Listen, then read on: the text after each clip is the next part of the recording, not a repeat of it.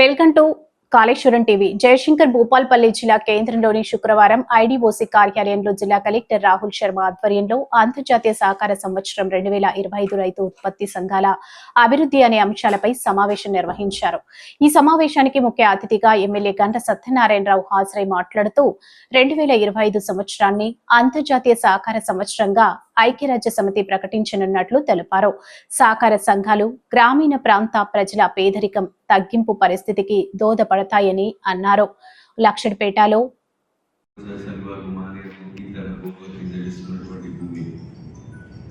Successful గా పంటలు పండింది.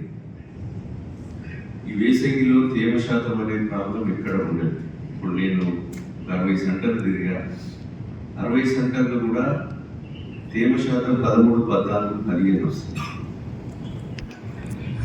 మట్టి లేదు, మట్టి అసలు లేదు. కొంత తాలు ఉంది.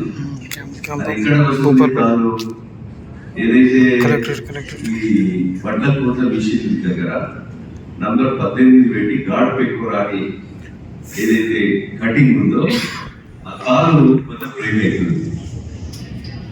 అయితే నేను పర్సనల్ రిక్వెస్ట్ ఏంటంటే పక్కపొంటి పెద్దపల్లి కానీ మనం చూసుకుంటే లాస్ట్ ఇయర్ పెద్దపల్లికి మనకు 1 కిలో 35 గ్రాములు తేడాతో మనం తీసుకున్నాం డిస్కస్ చేసి. అది రాకుండా మేము పదే నువ్వు 40 కిలోల 650 అని చెప్పిపోయినావు ఎమ్మెల్యే గారు. పోయినసారి 42 కిలోలు తీసుకున్నారు, దాని సంగతి చెప్పు అని అడుగుతున్నాడు. మేము ఏమని రిక్వెస్ట్ చేస్తున్నామంటే ఈ గల్లీ గ్యాస్ లో అప్లై చేసేటప్పుడు ఏదైతే కట్టకు 5, 10 తక్కువ రాకుండా చూసుకోవాల్సిన బాధ్యత డిఎం గారు,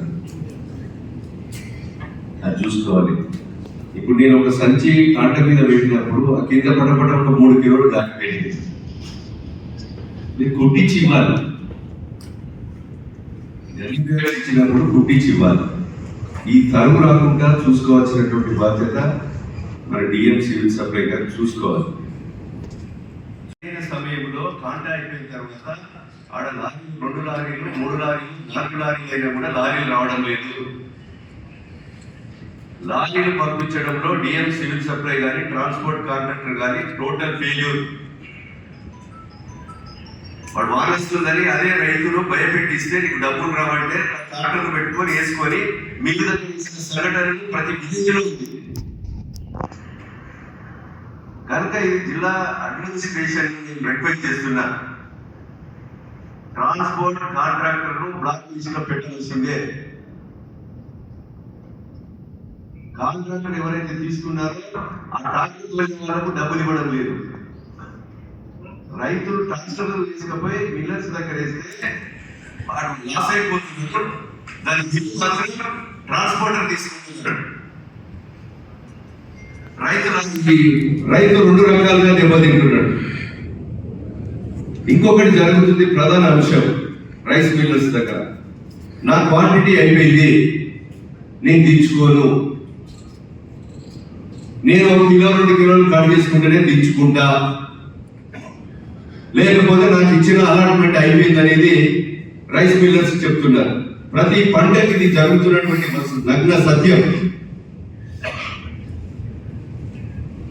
రైతుని ఇబ్బంది పెట్టే పరిస్థితి వస్తే ఈ ప్రభుత్వం క్షమించరు.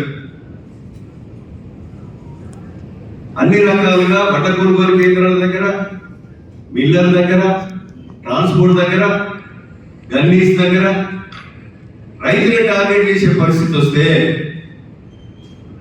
బాగుండే. దయచేసి మీరు ఈ రోజు మీటింగ్ నేనే పర్సనల్ గా రిక్వెస్ట్ చేసి 5 గంటలకు సమావేశం పరిచి ట్రాన్స్పోర్ట్ కాంట్రాక్టర్ రైస్ మిల్లర్స్ ని, అదేవిధంగా పిఎస్సి చైర్మన్ ని, డిసిఓను, అదేవిధంగా ఈ డిఎస్ఓను అందరినీ కూడా జిల్లా అధికారులను ఒక సమావేశం పెట్టి ఒక మెసేజ్ ఇద్దామనే ఆలోచనతో ఈరోజు గ్రౌండ్ లో నేను ఒక 18 సంఘాలు ఓపెన్ చేశాను.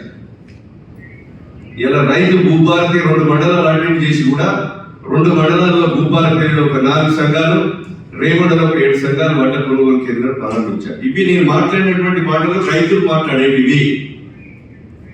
వాళ్ళ యొక్క సమస్యలు ప్రతిసారి రిపీట్ అవుతున్నాయి. దాన్ని రాకుండా చూసుకోవాలి. అందరి దగ్గర ఉంది పొరపాటు. రైస్ మిల్లర్స్ దగ్గర ఉంది ఏమని నా అలాట్మెంట్